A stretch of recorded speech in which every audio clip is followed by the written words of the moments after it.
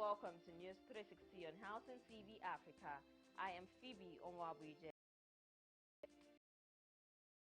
Made $900 billion debt capital.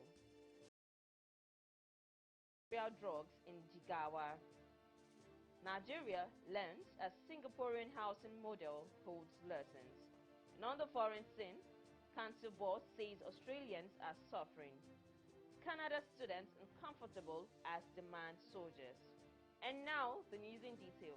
As Nigerians continue to struggle with housing shortages, a report has shown that a significant amount of the country's wealth is tied up in unused and abandoned property.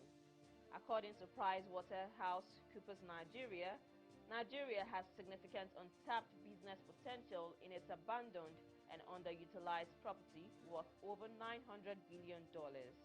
The international consultancy firm stated in a report titled Nigeria Economic Outlook, 7 Trends That Will Shape the Nigerian Economy in 2024, that the country had as much as $900 billion worth of dead capital locked up in residential real estate and agricultural land. It noted that the dead capital in the country included the federal government's abandoned property estimated at 230 billion naira. According to the report, Nigeria's housing deficit is estimated at 28 million units, while the population is expected to reach 223.8 million this year.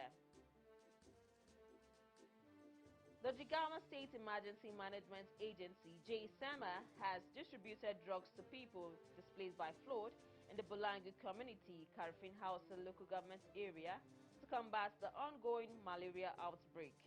According to Hadiza Umar, a resident of Bulangu community, their houses collapsed due to the flood, forcing them to relocate to a nearby boarding primary school where they are living in various classrooms. Pharmacist Ahmed Muhammad, an indigene of Bulangu, assessed the situation and utilized the Bulangu Forum platform to seek intervention from various organizations. Dr. Haruna Meriga, Executive Secretary of JSEMA, commended the Bulangu Forum's effort in facilitating the provision of medical kits. In light of Nigeria's dear housing situation, the Central Bank of Nigeria has estimated a housing deficit at 20 million units, but the World Bank pegs it at 28 million. Industry experts say the situation derives from the country's faulty, unfriendly and obsolete land and housing policies, in contradiction to what obtains in other countries of the world, especially Singapore, where home ownership rate is as high as 90%. Singapore's land and housing policies have lessons for Nigeria on how to show up its home ownership rate. Unlike Nigeria, the land policy in Singapore is freehold, while housing is funded by the state and made available for the citizens to buy through government-moderated mortgage. The Nigerian housing market has seen various kinds of financing solutions, with rent-to-own topping the list. This scheme has been introduced into the market at various times with limited successes by Alpha Mid Development Company, Mixter Africa, Federal Mortgage Bank of Nigeria, Family Home Funds, Lagos State Government, among others.